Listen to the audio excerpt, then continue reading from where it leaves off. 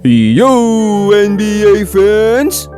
4-game win streak na ang Warriors. Todo celebrate sila Curry, tuwang-tuwa sa mga panalo. Unstoppable na sana sila, kaso may masamang balita para kay Jimmy Butler. Napaluha bigla itong si Steph Curry na palitan ng saya.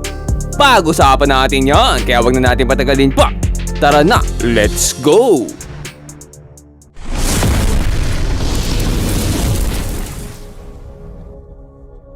At ayun nga no, kalaban nga ngayon ng Golden State Warriors ang former team ni Jimmy Butler na Miami Heat. Kung naaalala nyo kasi last year, binigay ng Miami Heat itong si Jimmy Butler papunta sa Golden State at nakuha naman nila ang former Golden State Warrior at champion na si Andrew Wiggins. May history rin talaga itong dalawang teams na to, kaya simula pa nga lang ng laro ay ganadong-ganado na at mas lalong ganado itong si Jimmy Butler nag-aasik na game kontra sa kanyang mga former teammates. Tiniraan sa mukha si Adebayo, susundan pa yan ng 3-pointer ni Quentin Post. Pero hindi pa tapos dito, itong si Jimmy Butler, siya nga ulit makakakuha ng bola dito at nagmamadali na. Nag-habit mode nga dito si Butler no, galit na galit talaga sa Miami Heat. Pero ito na si Norman Powell ang bagong superstar ng Heat. Babawi naman sana dito si Moses Moody, kaso way off yung tira niya. Pero ito na, si Andrew Wiggins ang former champion ng Golden State, umatake na, nakakakuha pa ng foul and one. Sa kanya nga ulit bibigay ang bola dito pero this time ipapasa niya kay Norman Powell at dito nga sasalaksakan na si TJD, pinanis pa. Nakakita pa ng mismatch kay Adebayo, dinouble team tuloy siya. Nagkaroon tuloy ng opening dito sa ilalim, iniwan ni Curry bantay nyo. Pero okay lang daw dahil kayang-kayang bawiin ni Curry yan. Dalawa pa nga defender dito no nagliliparan pero naipasok pa rin niya 3-pointer. Bumawi naman sana si Andrew Wiggins dito, kaso nawalan. What a rebound naman para dito kay Davion Mitchell. At siya nga rin ang titira ng 3-pointer dito, pambawi. Pero itong si Mitchell gusto pang higitan ng ginawa ni Curry, isa pa sana no. Pero nagmintis na, masyado nang malaki ulo mo bata. Kaso lang nakuha ulit nila ang offensive rebound, na putback pa. Pero walang problema para sa Golden State, kay Curry ulit ibibigay ang bola. At ito nga, tatlo sumabay sa kanya. At ang ganda ng pasa sa ilalim kay GP2. Pinatalon ba naman yung tatlong defender? Pero ito na, Andrew Wiggins bumanat na ng 3-pointer. Muntik pa niya maagawan dito si Curry, buti na lang sobrang creative nitong si Steph. At nakita pa niya yung kumakata si TJD, ang ganda ng pasa. Pero speaking of pasa, ang ganda rin ng pasa dito, alley-oop pa. At nagpapalitan nga lang sila dito ng magagandang play, Butler to Will Richard naman this time. Once again, Miami Heat umaatake, Jaime Marquez wala ng pasa-pasa. Pero ito na, si Jimmy Butler talagang habit mode, nagwawala na dito sa ating first quarter. At aba na mamaril pa. Sabi sa inyo may galit talaga to mga pare. At kung akala nyo hanggang opensa lang, aba nagkakamali kayo. Ito nga tigil na gigil din kumuha ng bola. Nagkakarambulan na parang agaw buko. At Butler nga ang tatapos, dumakdak na. At ayan na, hinampas pa ng lupa.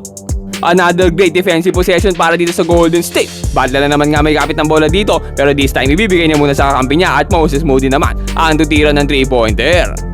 Dahil dyan nakakuha ng 2-point lead itong Golden State pagtapos ng ating first quarter. Start of the second quarter, back-to-back 3-pointers naman agad para sa Heat.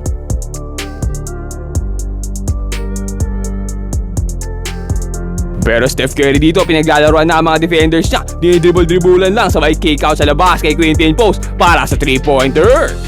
Matindi talaga, parang hindi tumatanda itong si Steph Curry. At Curry naman nga dito, ang gandang play para kay Quentin Post. Binato pa kay GP2, lumipad na. Pero ito na naman nga ang Miami Heat. Talagang bumabanat sila sa 3-pointer dito sa ating second quarter no, nagiinit sa labas. At isa pa nga dito. Pero joke lang pala yun, napakagandang fake to na pati ako napeke, alley-oop pala yun bigla. Pero buti na lang dito, na-activate na agad ang mga bench players itong Golden State. Podziemski nga bumanat agad ng floater. Makita naman ni Spencer ditong open si Horford, kaso mag-beaming test. Pero ito na si Moses Moody lumilipad para sa putback layup. At Podziemski ulit dito, ginaganahan na. Good news to para sa Warriors dahil recently nga nagiging consistent na itong sila Podziemski at Moses Moody. Maganda na nga pinapakita nila, natatakot na ata ma-trade tulad ng ginawa dito kay Andrew Wiggins, spin move pa. Kaso lang si Wiggins dito papasayawin ng kanyang former teammate Steph Curry. Nakakapagpasabit pa nga kaso nawalan. Buti lang nakuha ni Will Richard ng rebound at natapos naman ni Al Horford. Mintis nga tira ni Curry kanina kasi dos yun Gusto niya kasi 3-pointer, ano ba kayo? Sa kabila ng aggressiveness dito ng Golden State hindi talaga lumalayo itong Miami Heat sa scoring. Magaling din kasi coach nila kaso walang magaling kapag tumira na sa logo si Steph Curry, ang layo. At dito nga bibigyan pa niya ang kanyang partner. Nakakita sa ilalim si Jimmy Butler, nangangatawan na. Pero itong si Wiggins, ganado rin talaga. Mukhang gusto pa atang bumalik ng Golden State Kung ako sa front office ng Warriors, kukunin ko ulit to si Wiggins Magaling naman to sa depensa at opensa. Speaking of opensa, 3-pointer pa nga binitawan niya. At aba, dumidila-dila pa. Ginawang pagkain na ata ang Warriors dito Kaso lang si Buddy Hield dito nakalusot na naman. Ang ganda ng pasa dito ni Curry.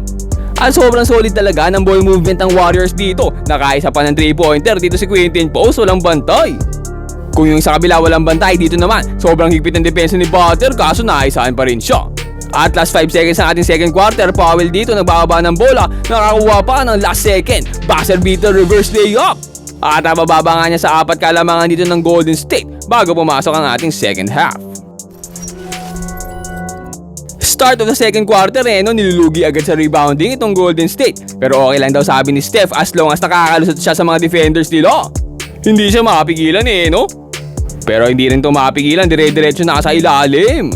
Ayaw rin talaga magpapigil nitong Miami Heat. Andrew Wiggins again dito, this time nag-mintes. Kaso lang nakuha ulit dito ng Miami ang offensive rebound. Nagkaroon pa sila ng second chance.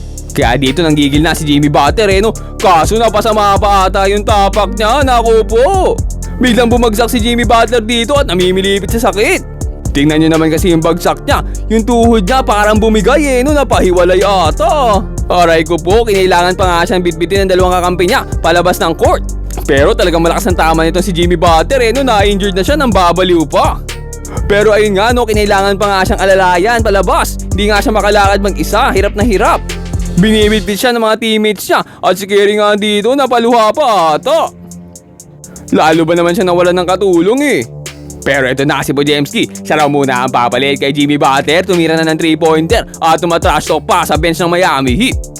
Steph Curry naman nga dito, dumidribble, crossover move, sabay step back 3-pointer. Boom! Anong akala nyo porkit na wala si Butler, panalo na kayo? At ito na nga, Steph Curry, binato na kay Podziemski bola para sa fast break layup na to. And another one, Steph Curry dito, nagbabato-bato na lang, binato na kay GB2 bola, nilayapan pa si Andrew Wiggins, sabay topic sa bet niya. Kaya dito si Steph Curry, tuwan-tuwa kay GB2 nasarba naman ang kanilang former teammate. Podziemski naman nga dito, talagang ganado ang ganda ng pasa kay Quinton Post para sa tres na yun. Pero hindi pa tapos dito ang Miami Heat, hindi pa sila sumusuko. Napalipad pa dito si Steph Curry, sabay kick out sa 3-pointer. Mas naging aggressive pa nga dito ang Miami Heat kaso nasobrahan na ata. Naistilan tuloy sila ni Buddy Hield, fast break para sa Golden State. Podziemski naman nabigyan ng bola dito, nag-slow mo pa. Sabay turo sa bench itong Miami Heat. Talagang may galit itong si Podziemski sa Heat Ano kayang ginawa ng mga to dito? Pero dito nga atake na siya dito si Jaime Jaquez Jr. Kaso lang peke lang pala, sabay kick out 3-pointer na naman. Panay outside nga binibira dito sa ating third quarter ng Miami Buti na lang nandito si Buddy Hield para igante ang kanyang best friend na si Jimmy Butler. Pero in fairness ang ganda rin talaga ng plays nitong Miami Heat. Ang ganda nga ng ikot ng bola nila dito at nakalusot pa si Norman Powell. At dire-diretso nga lang ang pagbira nila dito Kahit kasi magbinti sila, nakukuha pa rin nila ang offensive rebound Ayan nabigyan ulit sila ng second chance. Ayos tong mga to only second chances sana all. Pero dito nga nakakadikit-dikit na sila konti sa score ng Golden State. Pero ito na naman, Buddy Hield tumira ng 3-pointer. Mga loko kayo na-injured ng aking best friend dahil sa inyo. Pero ito na nga, another 3-pointer mula naman sa veteran Al Horford. Muntik pa nga hindi pumasok, buti na lang nabawi. Kaso bago matapos ang ating third quarter nabawi rin agad ng 3-pointer na yan, nilinis pa ang ring. Sa kabila niya nakakalamang pa rin ng Golden State dito ng 11 pagtapos ang ating pangatlong quarter. Start of the fourth quarter, sinalubong agad ng buzzer beater 3 mula kay Moses Moody. At Steph Curry dito sa kabila ng lungkot na nararamdaman, ang ganda pa rin ng galawan. At syempre papasok pa rin ang 3-pointer niyan, sure ball yan Ang Miami Heat naman dito patuloy na pinepenetrate ang depensa ng Golden State sa ilalim. Wala kasi si Draymond sa laro na to, nawala pa si Butler, kaya lalong humina ang ilalim ng Golden State dito, kaya dito sila inaatake nitong Heat. At effective naman nga, nakakuha pa nga dito ng end one play against sa kanila. Pero ito naman nga ang Warriors, talagang Al Horford, pinapakita kung bakit siya ang veteran.